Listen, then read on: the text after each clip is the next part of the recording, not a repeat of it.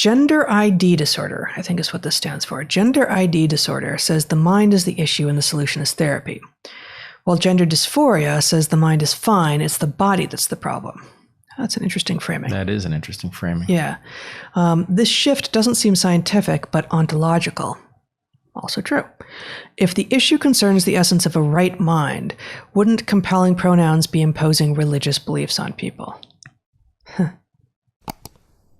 That's interesting. I'd never thought to frame either, and this doesn't represent all sides, but either of these particular sort of philosophical approaches this way. And if someone thinks that that's not an accurate framing, I'd be very interested to hear it.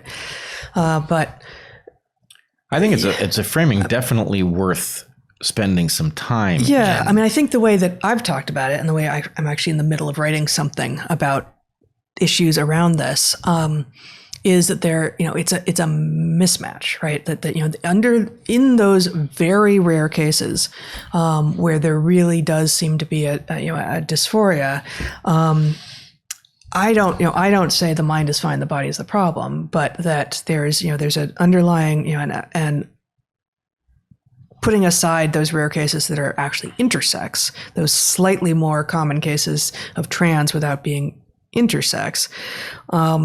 It's not that that either one is fine and the other one isn't good. It's that there is a mismatch, that somehow during development, the complexity of development after the binary of sex caused. I mean, I guess I was just going to say, like, I guess I do say it as the brain understands a different reality than what the body reveals. Okay, but mind you, I'm just riffing here. I think this is a useful exploration. Yeah. But here's the place it goes, it seems to me. Mm-hmm. Let's put adults aside for the second, right? The problem goes back to what we were talking about in the main part of the program, which mm-hmm. was the highly software-based nature of being a human. And the point is, if the body is fine, the mind is the problem version is what one takes seriously, then the point is, for somebody who's very young, the ability to change the software is actually part of what they're involved in. It mm-hmm. is the upgrading of your software that childhood is about. And so the idea that we are suddenly going to start altering the bodies of children right, makes no sense. And I guess, but I would say, what this suggests is that if you were to choose between these two models, right, this suggests that the mind is the thing to change, is actually liable to be better in most cases because the mind is built to be changed. Yes. No, I see where you're going. That's very good. Yes. And that presents a conundrum that potentially can be solved. I guess the objection I was going to have is,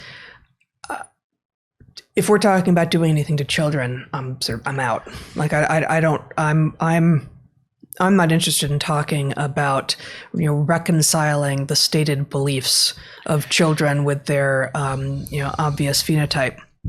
Because childhood is that time of exploration, right. So let's talk about adults then. So let's talk about a 20-year-old. Well, hold on. So what I would say, what I get out of this, if you apply this model, the basic point is, in the case of children, I'm not necessarily saying that there's anything to do, but mm-hmm. the basic point is because the mind is coming to discover who you are and who it wants to be, and it's writing that program mm-hmm. This fits with the fact that lots of people who have gender dysphoria just have it go away. They don't end up as gender dysphoric adults. Right. So allowing that process to play out is the best thing to do for the person. Right. And that sounds more like it's not gender dysphoria, it's gender exploratory.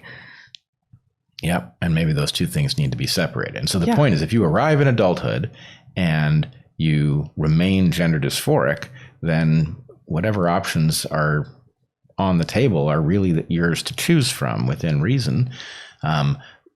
But the idea that because adults should have the right to choose these things to reconcile a mismatch doesn't imply anything about what should be going on with children. And then that's the really disturbing thing. That is absolutely true.